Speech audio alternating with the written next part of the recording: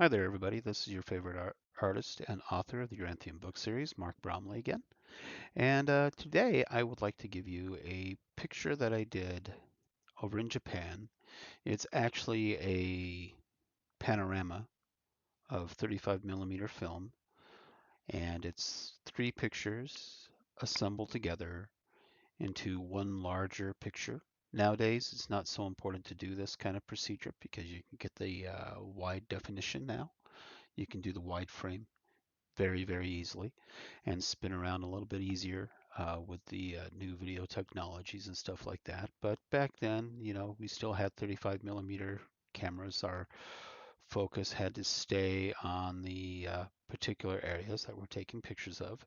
And this is over in Japan, down by Hiroshima, a little place down there where they have some rice fields and some gardens, and they come together really nicely. And you can see the whole entire area that I took a picture of. There's a little river there, the bridge that goes over the water, and then you see a few of the rice fields from the past that have been growing in very nicely with some bamboo and some trees in the background and various kinds of foliage. And it's a very nice picture, and it's just a stitched together picture. It's always good to get that kind of skill out of the way with 35 millimeter film and to practice that kind of art for some scenery. I tend to go really basic in most of my scenery. I don't touch it up like a lot of artists do. A lot of artists go into the digital retouch system to retouch it up to make it look brighter and cheerier. They'll change up the sky with something more dynamic, or the foreground, they'll alter the colors quite drastically in order to create that more beautiful picture. But you lose the beauty of the moment, the beauty of the scenery, when you cheat the imagery. There's a lot of artists out there that cheat the imagery.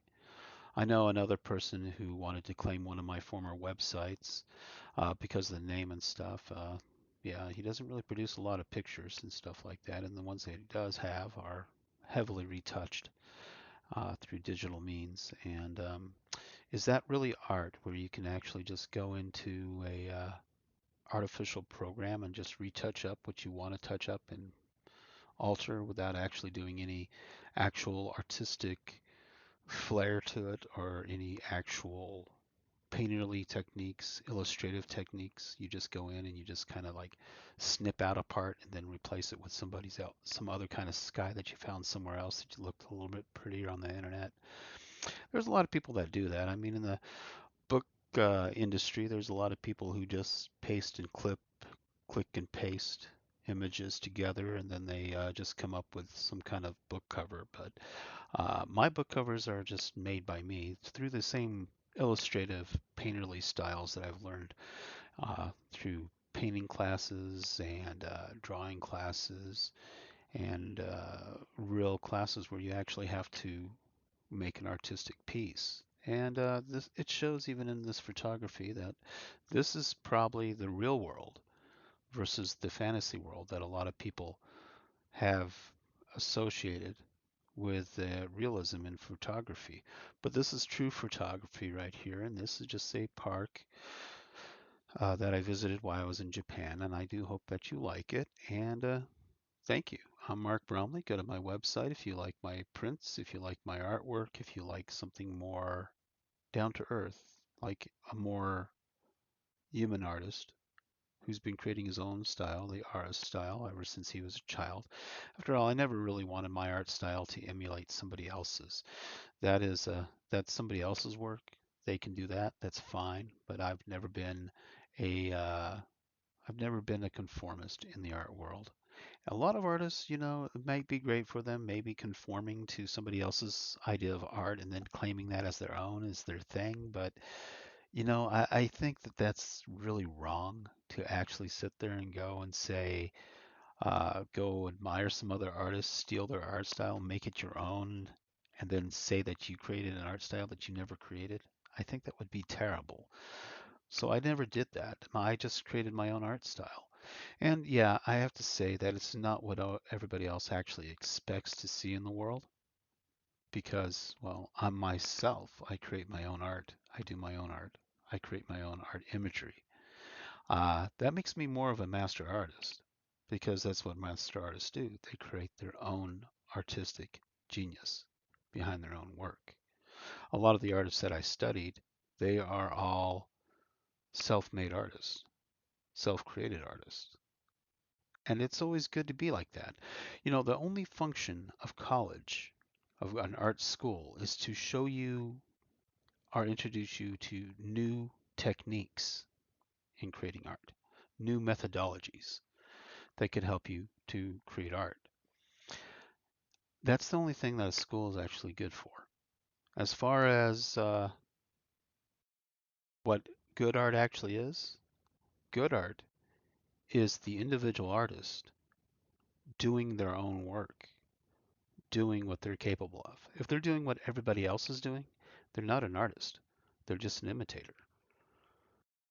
Remember, to be a true artist, you have to have your own technique, your own style, and your own skill level. If you're doing what everybody else is doing, then you're not the artist. The person that you're imitating is the actual artist. It's like all those cartoon artists out there. If you do cartoons like Mel Blanc, you are Mel Blanc. If you do cartoons that are like Stan Lee, you are Stan Lee. You are never your own artist because you cannot do your own work because you never created your own work in the first place. So you're not the artist. My artwork and the artists that I've studied has mostly been in reading, more or less. I've seen a few of their pictures and a few of their paintings, and I do admire some of their techniques and their methods, but they are only certain aspects that I do not rely upon. I only rely upon my own creative imagination and my own creative ideas, my own creative direction. So many artists imitate other artists that are doing really quick and fast work, like today in the anime world. You have to remember that cartoon anime work was meant to be quick, fast, and easy in order to create a lot of pictures to illustrate like one of their comic books. So it is the lowest grade of artwork as far as art is concerned. And if that's what our whole culture is learning, then the only people buying that are not connoisseurs of art.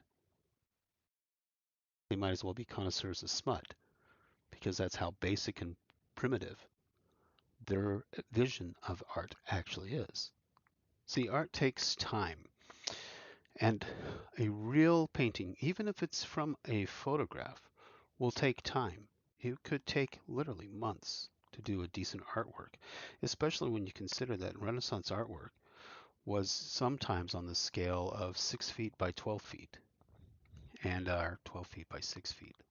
And when you compare that measurement to being taller than two people standing on each other's shoulders, and that's the size of the canvas, and then you're trying to create a realistic image, then you start looking back, how long did that image really take the real artist like Da Vinci to create? He would be sitting in his shop for about 2 months creating that piece, getting the color tones right, getting the very image right. He would actually spend that much time just to get all together so it didn't look like he was just mixing a bunch of mud and throwing it onto a canvas, that he was actually doing art. A lot of artists just get into the mud imagery. They just think it's a basic color, and then they just start blending it and scrubbing it in there, and it's just basically looking at a like an illustration mostly, or it's looking at somebody else's stylized work. An artist can never claim to be their own artist if what they do relies heavily on the foundations of another artist's work. They can never really claim that. True art comes from breaking free of those images, even in photography, breaking free of that and being your true artist self. Of course, I didn't have enough time in Japan to actually paint this scenery. I only had a few hours of admiring the scenery there, then I would be coming back to the United States, of course. So I did take this picture with the intention to actually turn it into a painting, but I never really turned it into a painting, never had the funding. But you could change that by funding my artwork by either buying it, getting my t-shirts, getting my products, contacting me by Gmail and saying, hey, you want to see some kind of artwork? Understand, I'm not going to paint the artwork you want. I'm going to paint the artwork that I do. That's the key thing about being an actual artist. The artist paints the work that they do. They don't do the artwork that people like the Emerge Group or George Soros pays them to do it. Because that's not philanthropy. That's tyranny. That's oppression.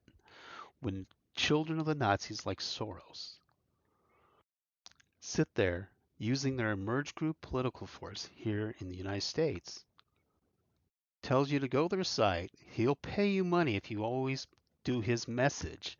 You put out his message. Yeah, so you're not an artist. You're just a clown following a terrible, evil politician. One of the most corrupt politicians in the United States. It's not philanthropy. It's corruption. It's perversity. He's paying you. He's telling you to bend over. And you don't have to do that. If you really care about art, then you support Mark Bromley. You can even just donate. And it's good. And yeah, if you like this as a painting, you want to see me turn this into a painting, sure, I'd love to. Just help fund it, and we'll make that happen. Thank you for listening to me. I'm Mark Bromley, artist and author of the Yoranthium book series, and a independent true artist. Probably one of the very few that actually exist in the United States of America.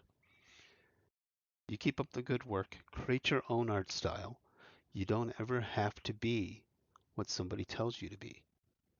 Your artwork does not have to be the current commercial kitsch. Free your mind. Free yourself. Do not oppress yourself or enslave yourself to another master. Make yourself your own. Thank you. You have a great day.